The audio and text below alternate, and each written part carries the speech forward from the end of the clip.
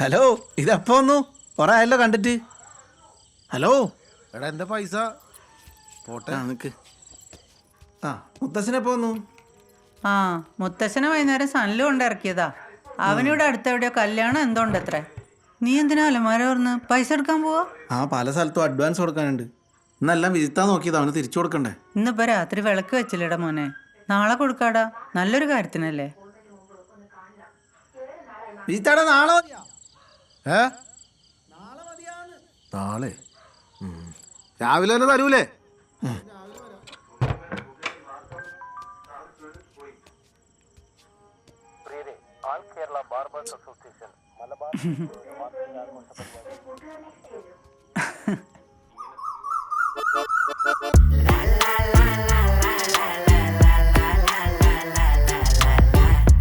പ്രിയേഷേട്ടാ,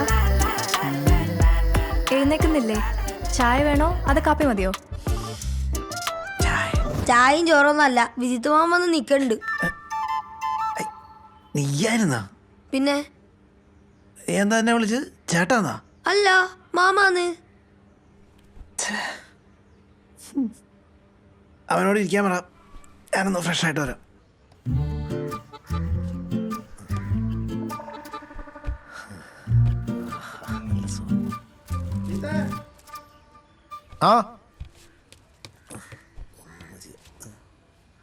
ചന്ദ്രപ്പനിലോ പാൽമതി വരണ്. ആദ്യമായിട്ട് പൈസ എടുക്കുക, അത് നിനക്ക്. എടാ എനിക്ക് നല്ല ആവശ്യമാണ്. പണ്ട് മില്ലേനവരുടെ ആദ്യത്തെ ആൽബം മോഹിപ്പിക്കും ഫാത്തിമ ചെയ്യുമ്പോ ഫസ്റ്റ് അഡ്വാൻസ് ഒന്നും എനിക്കല്ലേ, അത് സൂപ്പർ ഹിറ്റ് ആയിരുന്നില്ലേ. പിന്നെ അവർക്ക് വെച്ചിട്ട് കയറ്റമില്ലായിരുന്നാ. അതിനുശേഷം എത്ര ആൽബങ്ങളാ ഇത്. സുറുമയിട്ട മിഴികൾ, കിന്നരി സൂപ്പർ, മുജീബിന്റെ മുഹബത്ത്, അങ്ങനെ ചെയ്തതെല്ലാം ഹിറ്റായിരുന്നു. ഇനി നിന്റെ സമയമല്ലേ? അതേടാ. എന്തേ?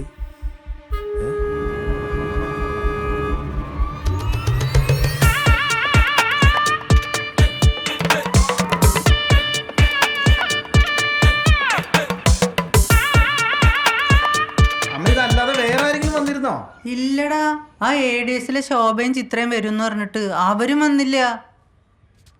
മുത്തശ്ശൻ എപ്പോഴാ പോയത്? അത് ഞാൻ പറഞ്ഞില്ലേ, മുത്തശ്ശനെ രാവിലെ തന്നെ സനലെടുത്തോണ്ട് പോയി. സല്ലന്റെ കൂടെ അകത്ത് കയറിയോ? ഇല്ല.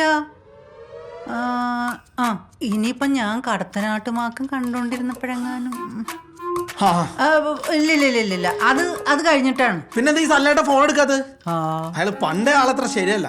പണ്ടെന്റെ സ്കൂൾ ഫീസ് അടയ്ക്കാൻ കൊടുത്ത കാശായിട്ടല്ലേ ഗോവയ്ക്ക് കള്ളവണ്ടി കയറിയത്. അല്ലെങ്കിൽ തന്നെ അയാളുടെ സമയം തെറ്റിയ ഒരു വരവില്ല. കൊണ്ടുപോലും അമ്മ ഈ വടക്കം പാട്ടും കൊണ്ട്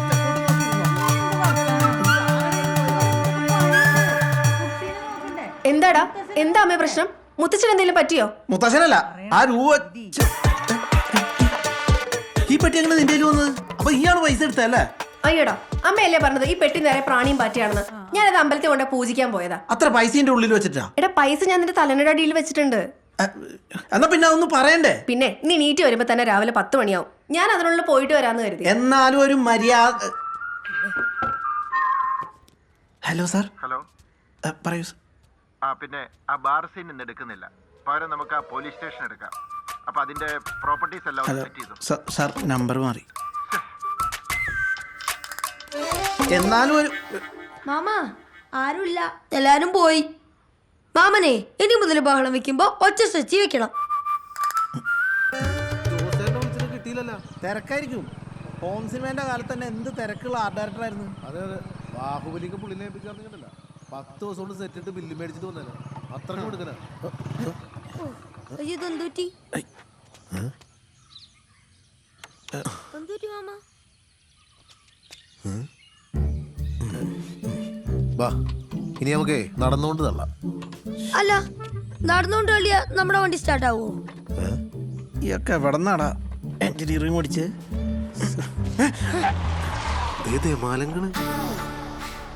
കൊല്ലാനാണോ ഉദ്ദേശം? സോറി ഗൈസ്, കണ്ണൊരു സെക്കൻഡ് നേരത്തേന് ഒന്ന് ബ്ലറായി. അല്ല, നീ എന്തോ സിനിമയോ സീരിയലോ ചെയ്യാൻ പോകുന്നു പറഞ്ഞല്ലോ, എന്തായി? നിങ്ങളില്ലെങ്കിലും നമ്മളെ സഹായിക്കാൻ വേറെ ആൾക്കാരുണ്ട്. ഒരു കണക്കിന് നിങ്ങൾ പ്രൊഡ്യൂസ് ചെയ്യാത്തത് നന്നായി. അല്ലെങ്കിൽ ആ ചീത്തപ്പേര് കാലാകാലം ഉണ്ടാവും. കൂൾ. അല്ല, നായിക ഓക്കെ ആയോ?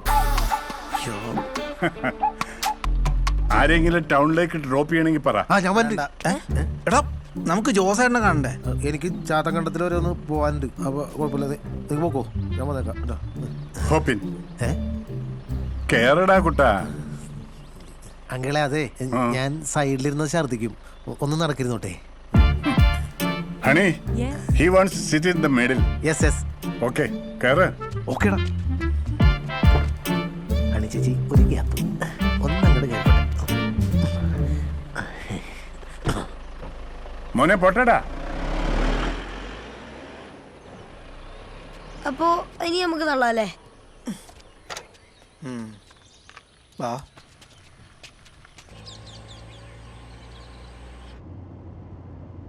കുട്ടാ, ഓ നോ ടച്ചിങ്സ്.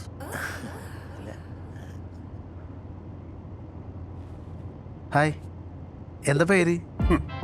ഇവർക്ക് മലയാളം അറിയില്ലടാ. അത് കുഴപ്പമില്ല, എനിക്കറിയാല്ല. ഗർറെവിടെ? അവനെ ആരടാ സഹായിക്കുന്നേ? അതൊരു മുട്ടൻ ടീംസാണ്, പക്ഷെ പൈസ തികയൂല. പൈസ കുറവുള്ളവരെങ്ങനെയാടാ മുട്ടൻ ടീമാകണേ? അല്ല, അവരത് ഇറക്കൂന്നാ പറഞ്ഞത്. എവിടുന്ന്? മാനത്തുനിന്നോ? ആ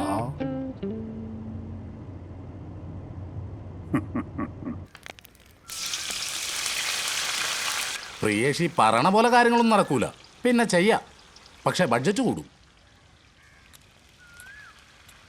പ്ലാൻ ബിയോ നമ്മളെ ഫ്ലെക്സ് അടിച്ചിട്ടുള്ള പരിപാടി? അതും നോക്കാം. പിന്നെ നീ എന്താ പറഞ്ഞത്, പള്ളിയോ അമ്പലോ? എടാ ഇതൊക്കെ ഒറിജിനാലിറ്റി കിട്ടണമെങ്കിൽ നമ്മുടെ ആ സ്പിൽബർഗിന്റെ പഴയ ഒരു പടം ഉണ്ടല്ലോ, ആ ജുറാസി പാർക്ക്, അതുപോലെ നമുക്ക് ചെറിയൊരു സെറ്റ് ഇടാം. ജോസേട്ടൻ എൻ്റെ വായിന്ന് വല്ലോ കേൾക്കുവേ. നിങ്ങൾ ജുറാസി പാർക്ക് കണ്ടിട്ടുണ്ടോ? സിനിമ കണ്ടില്ല, പക്ഷെ ഞാനേലെ ഫുള്ള് കഥ ഞാൻ വായിച്ചതാ. അതുപോലെ ആ നിങ്ങൾ വന്നാ ഞാൻ ഓർത്ത് ഇത്രയും വൈകിച്ചപ്പോൾ നിങ്ങൾ ഇനി വരാൻ സാധ്യതയില്ലെന്ന്. ഗാന്ധിജിയാ ഇതോ പിടി, ജീവനുള്ളത് പോലെ തോന്നും. സംഭവം ഒക്കെ അല്ലേ?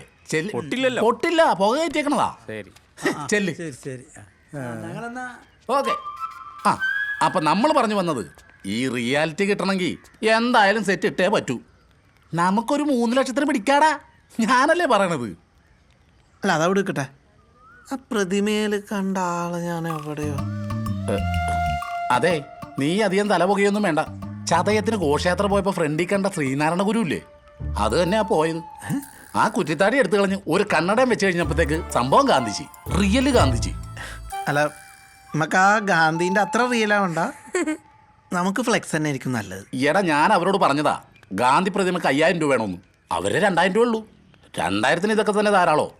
പിന്നെ നീ പറഞ്ഞ ഫ്ലെക്സിന്റെ പരിപാടി അതാണെങ്കിലും ചുരുങ്ങിയതൊരു 25000 രൂപ വരും. അയ്യോ, അല്ല എന്നാ പിന്നെ ഞാൻ വേറെ ആരുടെയും കൂടി ഒന്ന് അന്വേഷിക്കട്ടെ. എടാ പണം മൊത്തത്തിൽ ആർട്ട് വർക്ക് 25000 രൂപ ഉള്ളൂ. ആ വാ, അവൻ വന്നിട്ടുണ്ടാവും. എന്തായാലും ഞാനൊന്ന് ലൊക്കേഷനിലേക്ക് വരട്ടെ, നമുക്ക് സെറ്റാക്കാം. അല്ല സെറ്റ് വേണ്ട, നമുക്ക് ഫ്ലെക്സ് മതിന്ന്. ഓ, നമുക്ക് അവിടെ വന്നിട്ട് മൊത്തത്തിലൊന്ന് സെറ്റാക്കാന്നാ പൊളിക്കാം. ഓക്കെ.